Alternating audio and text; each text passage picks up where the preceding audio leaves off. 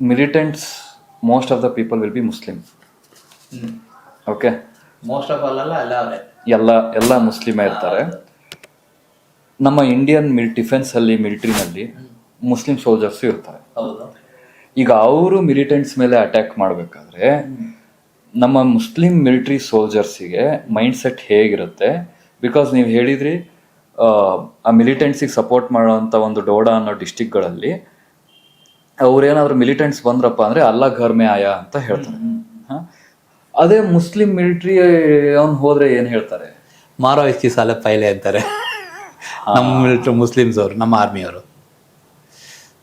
ಅವ್ರ ಸಪೋರ್ಟ್ ಮಾಡ್ತಿರೋರು ಏನಂತಾರೆ ಮಿಲಿಟರಿ ಮುಸ್ಲಿಮ್ಸಿಗೆ? ಹಂಗೆ ಬರಲ್ಲ. ನಮ್ಮದು ಇಂಡಿಯನ್ ಆರ್ಮಿಲಿ ಎಷ್ಟು ಜನ ಮುಸ್ಲಿಮ್ಸ್ ಸೋಲ್ಜರ್ಸ್ ಇದ್ದಾರೆ, they are the brought up on the particular of families. ಉತ್ತಮ ಫ್ಯಾಮಿಲಿಯಿಂದನೇ ಬಂದಿರ್ತಾರೆ. ಈ ಬೇರೆ ಒಂದು ಫ್ಯಾಮಿಲಿಯಿಂದ ಬಂದವರಲ್ಲ. ಅವ್ರಿಗೆ ಎಥಿಕ್ಸ್ ಇದೆ ನೇಷನ್ ಬಗ್ಗೆ. ಏಕೆಂದರೆ ಈ ದೇಶ ಸ್ವಾತಂತ್ರ್ಯ ತಗೋಬೇಕು ಅಂತ ಹೇಳಿದಾಗ ಅದ್ಭುತವಾದ ಮಹಾನ್ ವ್ಯಕ್ತಿಗಳು ಕೂಡ ಪ್ರಾಣತ್ಯಾಗ ಮಾಡಿದ್ದಾರೆ. ಇವಾಗ ನೀವು ಅಮೃತ್ಸರ ಈ ಕಡೆ ಹೋಗಿ, ನಮ್ಮದು ಯುದ್ಧದಲ್ಲಿ ಸಾಕಷ್ಟು ಮುಸ್ಲಿಮ್ಸು ಸೈನಿಕರು ಕೂಡ ತುಂಬ ಅಗಾಧವಾದ ಕೆಲಸ ಮಾಡಿದ್ದಾರೆ.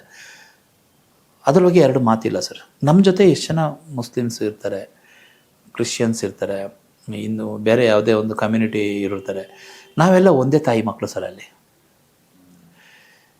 ನನ್ನ ಮಸ್ಜಿದಿಗೆ ಹೋಗಿ ನಾನು ನಮಾಜ್ ಮಾಡ್ತೀನಿ, ಅವರು ಬಂದು ನನ್ನ ಟೆಂಪಲ್ಗೆ ಬರ್ತಾರೆ.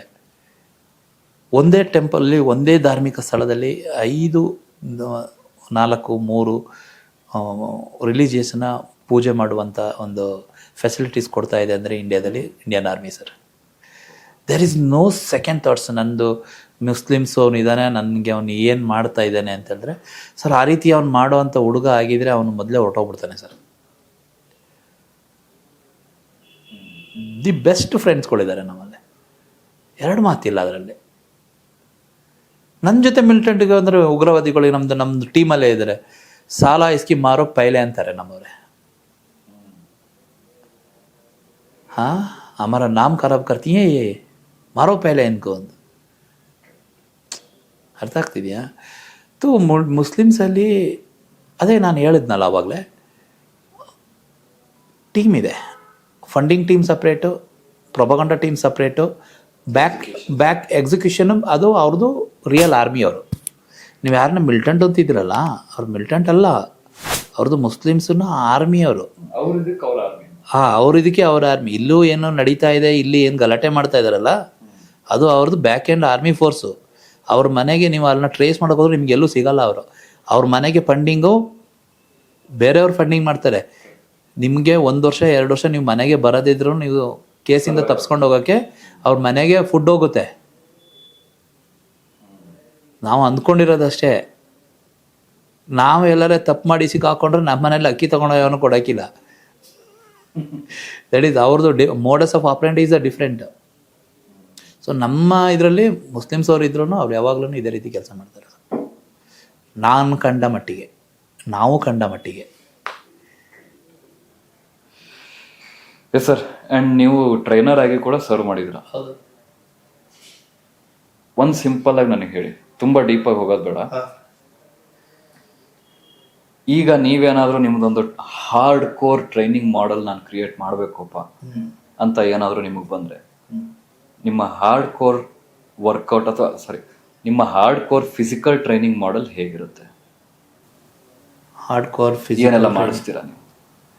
ನನ್ನ ಜೊತೆ ಬಂದು ಸೇರಿದ್ರೆ, ನಾನು ಟ್ರೈನಿಂಗ್ ಕೊಡಬೇಕು ಅಂತ ಹೇಳಿದ್ರೆ, ಅವ್ರದ್ದು ಎಂಡೋರೆನ್ಸ್ ಟ್ರೈನಿಂಗ್ ಮಾಡಿಸ್ತೀನಿ ಸರ್. ಫಿಸಿಕಲ್ ಫಿಟ್ನೆಸ್ ಮಾಡ್ತೀನಿ ಅವ್ರನ್ನ.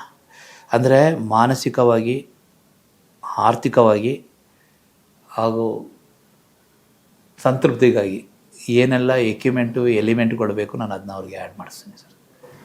ನನಗೆ ಬ್ರೀಫ್ ಮಾಡಿ, ಏನೇನು ಮಾಡಿಸ್ತೀರಾ? ಆ್ಯಕ್ಟಿವಿಟೀಸ್ ಏನೇನು ಮಾಡಿ ಸರ್? ಆ್ಯಕ್ಟಿವಿಟೀಸು ನೋಡಿ sir, whole body depends on your physical strength. ನಿಮ್ಮದು ಫಿಸಿಕಲ್ ಸ್ಟ್ರೆಂತ್ ಚೆನ್ನಾಗಿತ್ತು ಅಂದರೆ ನಿಮ್ಮದು ಮೆಂಟಲ್ ಸ್ಟ್ರೆಂತ್ ಚೆನ್ನಾಗಿರುತ್ತೆ. ನಿಮ್ಮದು ಮೆಂಟಲ್ ಸ್ಟ್ರೆಂತ್ ಚೆನ್ನಾಗಿತ್ತು ಅಂತ ಹೇಳಿದ್ರೆ ನಿಮ್ಮದು ಫಿನಾನ್ಷಿಯಲ್ ಸ್ಟ್ರೆಂತು ಚೆನ್ನಾಗಿರುತ್ತೆ ಸರ್. ನಿಮ್ಮದು ಫಿನಾನ್ಷಿಯಲ್ ಸ್ಟ್ರೆಂತ್ ಚೆನ್ನಾಗಿದ್ರೆ ಅಲ್ಟಿಮೇಟಾಗಿ ನಮ್ಮಲ್ಲಿ ಹೆಂಡತಿ ಮಕ್ಕಳು ಚೆನ್ನಾಗಿರ್ತಾರೆ. ಇದೆಲ್ಲ ಡಿಪೆಂಡ್ಸ್ ಆಗೋದು ಮನಿಯಲ್ಲಿ, ಫಿಟ್ನೆಸ್ಸಲ್ಲಿ. ನೀವು ಫಿಟ್ ಇಲ್ಲ ಅಂತ ಹೇಳಿದ್ರೆ ನೀವು ಎಲ್ಲೂ ಫಿಟ್ ಇಲ್ಲ ಅಂತ ಅರ್ಥ. ಅದಕ್ಕೆ ಫಿಟ್ ಇಂಡಿಯಾ ಅಂತೀರಿ. ಸೊ ಹಾರ್ಡ್ ಕೋರು ನಾವು ಈಗ ನಾನು ಅತ್ಯಂತ ಸದೃಢವಾದ ಸೋಲ್ಜರ್ಸ್ಗಳಿಗೆ ನಾವು ಟ್ರೈನಿಂಗ್ ಕೊಟ್ಟಿರ್ಬೋದು, NCC ಮಕ್ಕಳಿಗೂ ನಾವು ಟ್ರೈನಿಂಗ್ ಕೊಟ್ಟಿರ್ಬೋದು, ಹೆಮ್ಮೆ ಇದೆ, ಉತ್ತಮ ಜನಗಳು. ಸೊ ಮುಂದೆ ನಮಗೆ ಯಾರಿಗಾದರೆ ಒಳ್ಳೆ ಟ್ರೈನಿಂಗ್ ಮಾಡಿ, ಅಂದರೆ ಸಮಾನ ಮನಸ್ಕರು, ಸರ್ ನಾವು ಫಿಸಿಕಲ್ ಫಿಟ್ನೆಸ್ ಆಗಬೇಕು, ನಮ್ಮ ಮೆಂಟಲ್ ಸ್ಟ್ರಾಂಗ್ ಆಗಬೇಕು, ನಮಗೆ ಟ್ರೈನಿಂಗ್ ಕೊಡಿ, ಮಾರ್ನಿಂಗ್ ಟೈಮಲ್ಲಿ ಒಂದು 2 hours 1 hours ಟೈಮ್ ಕೊಡ್ತೀವಿ, ಈ ರೀತಿ ನಮ್ಗೆ ಬಂದು ಟ್ರೈನಿಂಗ್ ಕೊಡಿ ಅಂತ ಹೇಳಿದ್ರೆ ಖಂಡಿತವಾಗ್ಲೂ ನಾವು ಟ್ರೈನಿಂಗ್ ಕೊಡ್ತೀವಿ. ಈಗ physical fitness is the most important. ನೀವು ಫಿಸಿಕಲ್ ಫಿಟ್ನೆಸ್ ಆಗಿತ್ತು ಅಂತ ಹೇಳಿದ್ರೆ ನೀವು ಮೆಂಟಲಿ ಸ್ಟ್ರಾಂಗ್ ಆಗ್ತೀರಾ.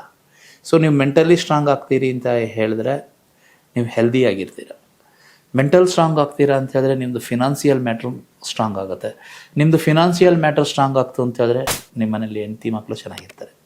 ನೀವು ಹೆಂಡತಿ ಮಕ್ಕಳು ಚೆನ್ನಾಗಿದೆ ಅಂತ ಹೇಳಿದ್ರೆ ನೀವು ಚೆನ್ನಾಗಿರ್ತೀರ. ಸೊ ಇದು ಸೈಕ್ಲಿಂಗ್. ಸೊ ಅಲ್ಟಿಮೇಟಾಗಿ ನಾವು ಯಾವಾಗ ನಮ್ಮ ಬಾಡಿನ ನಾವು ಲೂಸ್ ಮಾಡ್ಕೊಳ್ತೀವಿ, ನನ್ನ ಮನಸ್ಸು ಆಟೋಮೆಟಿಕ್ ಲೂಸ್ ಆಗೋಗುತ್ತೆ. ಯಾಕೆಂದರೆ ನನ್ನ ದೇಹ ನನ್ನ ಮೇಲೆ ನಂಬಿಕೆ ಕಳ್ಕೊಂಡಿರ್ತದೆ. ನನಗೆ 2 ಪುಷಪ್ ತೆಗಿಯೋಕ್ಕಾಗಲ್ಲ, ನಂದು 2 kilometer ಓಡಲಿಕ್ಕಾಗಲ್ಲ. ಮತ್ತು ಫಿನಾನ್ಸಿಯಲ್ ಸ್ಟ್ರೆಸ್ ಬಂದಾಗ ಮನೇಲಿ ಯಾರಾದರೆ ಏನಾದರೂ ಸ್ಟ್ರೆಸ್ ಕೊಟ್ಟಾಗ ಸೊ ಮೆಂಟಲ್ ಸ್ಟೇಬಿಲಿಟಿನೇ ಇರೋಕ್ಕಿಲ್ಲ. ಯಾಕೆ ಅಂತ ಹೇಳಿದ್ರೆ ನೀವು ಎಲ್ಲಿ ತೊಗೊಳ್ತೀರ, ನೀವು ಎಲ್ಲಿ ಲೋಡ್ ತೊಗೋತಿದ್ದೀರ ಅದನ್ನು. ಆರ್ಮಿಲಿ ಇಷ್ಟು ದೊಡ್ಡ ನಾವು ಪೇಲೋಡ್ ತೊಗೊಳ್ತಿದ್ದೀವಿ ಅಂತಂದರೆ ಕಾರಣ ಅದು ಫಿಟ್ನೆಸ್ಸಿಂದ. ನನ್ನ ದೇಹದ ತೂಕನ ನಾನು ಹೊರಲಿಕ್ಕೆ ಕೆಪಾಸಿಟಿ ಇಲ್ಲ, ಇನ್ನೊಬ್ರದ್ದು ಸಮಸ್ಯೆನ ನಾನು ಹೇಗೆ ತೊಗೊಳ್ತೀವಿ ಅಂತ. ಸೊ ಈಗ ಮಾನಸಿಕವಾಗಿ ಸದೃಢವಾಗಿ ನಾವು ತುಂಬ ಚೆನ್ನಾಗಿ ಮಾಡ್ಬೋದು, ಟ್ರೈನಿಂಗ್ ಕೊಡ್ಬೋದು.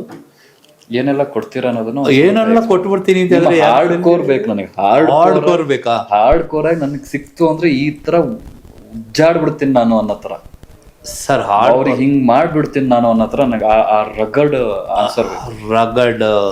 ರಗಡ್ ಅಂತ ಹೇಳಿದ್ರೆ ಒಂದು ಸ್ಟಾರ್ಟಿಂಗಿಂದ ಬೇಸಿಕ್ಕಿಂದ ಒಂದು 15-20 kilometer ರನ್ನಿಂಗ್ ಮಾಡಿಸೋದು, ಒಂದು ಪುಷಪ್ ಒಂದು 300, ಆಮೇಲೆ ಜಿಮ್ಗೆ ಹೋಗಿ ಅಂತೀನಿ. ನೀವು ಜಿಮ್ಗೆ ಹೋಗ್ಬೇಕು, ಬಾಡಿ ಮಾಡಬೇಕು ಅಂದರೆ ಮೊದಲು ನೀವು 300 ಮಿನಿಮಮ್ 300 ಪುಷಪ್ ತೆಗೆ ಕೆಪಾಸಿಟಿ ಇರಬೇಕು ಅಂತೀನಿ. Chin up, toe touch, reach down, 5 meter shuttle, ಪೆಂಟ್ರೋಲ್, ಪಟ್ಟಿ ಹಿಡ್ಕೊಂಡು ಹೋಗೋದು. ನಾವೆಲ್ಲ ಸ್ಪೋರ್ಟ್ಸಲ್ಲಿ ಆಟ ಆಡ್ತಿರ್ಬೇಕು, ಯಾರು ತಪ್ಪಾಯಿತು ಅಂತ ಹೇಳಿದ್ರೆ ನಮ್ಮ ಸೀನಿಯರ್ ಸರ್ಗಳು ಹೇಳೋರು 2 round ಪೆಟ್ರೋಲ್ ಹೊಡ್ಕೊಂಡು ಬಂದ್ಬಿಟ್ರು ಅಂತ ಹೇಳ್ತಿದ್ರು. 1 round 400 meter. ಬೆನ್ನೆಲ್ಲ ಚಕ್ಲ ಕಿತ್ತೋಗಿರೋದು ನಮಗೆ. ಸೊ ಪೆಟ್ರೋಲ್ ಹೊಡೆದ್ರೆ ಏನಾಗುತ್ತೆ ಅಂದರೆ ನಮ್ಮದು ಬ್ಲಡ್ ಸರ್ಕ್ಯುಲೇಷನ್ಸು ಕಂಪ್ಲೀಟ್ ರೋಲಿಂಗ್ ಆಗುತ್ತೆ. ಒಂದು ಸಣ್ಣ ಹುಳ ಬರುತ್ತೆ ನಮ್ಮದು ಹಳ್ಳಿಯಲ್ಲೆಲ್ಲ ತಿರುಗಾಡ್ಬೇಕಾದ್ರೆ, ಗಂಗೆ ಹುಳ ಅಂತ ಹೇಳ್ತೀವಿ. ಅದು ಏನಾರು ಒಂದು ಅಪಾಯ ಬಂತು ಅಂತ ಹೇಳಿದಾಗ ಏನಾಗುತ್ತೆ ಅಂದರೆ ಅದು ರೋಲ್ ಆಗಿಬಿಡ್ತದೆ, ಉರುಳ್ಕೊಂಡು ಹೋಗುತ್ತೆ. ಸೊ ನನ್ನ ದೇಹನ ನಾನು ಯಾವಾಗ ನಾನು ಉರುಳಿಸ್ತೀನಲ್ಲ, ಮೋಸ್ಟ್ ಆಫ್ ಆಲ್ 80% ಪ್ರಾಬ್ಲಮ್ನ ನಾನು ಆಟೋಮೆಟಿಕ್ ಸಾಲ್ವ್ ಮಾಡ್ಕೋಬೋದು ಅಂತೀನಿ. ಉರುಳೋಗುತ್ತೆ ಸರ್ ಅದು. ಫುಟ್ಬಾಲ್ ಹೆಂಗಿದೆ, ಎಲ್ಲೂ ನಿಲ್ಲಲ್ಲ, ಪ್ರಾಬ್ಲಮ್ಮು ಎಲ್ಲೂ ನಿಲ್ಲಲ್ಲ. ವಾಲಿಬಾಲ್ ಅಲ್ಲಿ ಹೊಡೆದ ಇಲ್ಲಿ ಹೊಡೆದ, ಬಾಸ್ಕೆಟ್ಬಾಲು ಅವ್ನು ತಟ್ಟದ ಇವ್ನು ತಟ್ಟದ, ಹಾಕಿ ಇವ್ನು ಹೊಡೆದ ಅವ್ನು ಹೊಡೆದ, ನಾನು ದೇಹನ ರೋಲ್ ಮಾಡಿಕೊಂಡ್ರೆ ಅವ್ನು ನೋಡಿದ್ರೆ ಇವ್ನು ನೋಡಿದ್ರೆ ಎಲ್ಲಿ ಹೊಡೆದ್ರೆ ಏನೋದೆ ಸರ್, ಪ್ರಾಬ್ಲಮೇ ಸಾಲ್ವ್ ಆಗುತ್ತೆ. ಹಾರ್ಡ್ಕೋರ್ ಟ್ರೈನಿಂಗ್ ಕೊಡೋಣ ಬೇಕಾದ್ರೆ ಕೊಡೋಣ ತೋರಿಸ್ತೀನಿ. Super sir, super. Up to capacity 300 pushups, up to capacity 20 kilometer running minimum daily ಓಡಲ್ಲ ಸರ್ ಯಾರು. ಆ ಲೆವೆಲ್ಲಿಗೆ ಆ ಫೆಂಡರ್ಸ್ ಕೆಪಾಸಿಟಿ ತಗೊಂಡು ಬರ್ಬೋದು. ಬರುತ್ತೆ ಸರ್. ಈಗ ನೀವು ನಾಳೆ ದಿನ ಬಂದುಬಿಟ್ಟು ನೀವು ನಾಳೆಯಿಂದ ಬೆಳಿಗ್ಗೆ 10 kilometer ಓಡು ಅಂತಾರೆ, ಮಾರನೇ ದಿನ ಬರಲ್ಲ ಸರ್. ನೀವು ಸ್ಟೆಪ್ ಬೈ ಸ್ಟೆಪ್ ಮಾನಸಿಕವಾಗಿ ನಮ್ಮನ್ನ ಸದೃಢ ಮಾಡ್ಕೋಬೇಕಾಗತ್ತೆ. ಯಾಕೆಂದರೆ ದೇಹ ಎದುರುತ್ತೆ, ಮನಸ್ಸು ರೆಡಿ ಇರ್ತದೆ. ಬೆಳಗ್ಗೆ ಎದ್ದು ಹೋಗ್ಬೇಕು ನಾನು ಎಕ್ಸಸೈಸಿಗೆ ಅಂತೀವಿ, ದೇಹ ಎದ್ಬಿಟ್ಟು ಇಲ್ಲಿ ನೋವು ಬರೋದಿಲ್ಲ, ಬೇಡ ಅಂದ್ಕೊಂಡು ಸುಮ್ಮನೆ ಆಗ್ತೀವಿ. Both are different. ಇದು ಆ್ಯಂಗಲ್ ಇಸ್ ಅ ಡಿಫ್ರೆಂಟ್ ಇದೆ. ಕರೆಕ್ಟ್.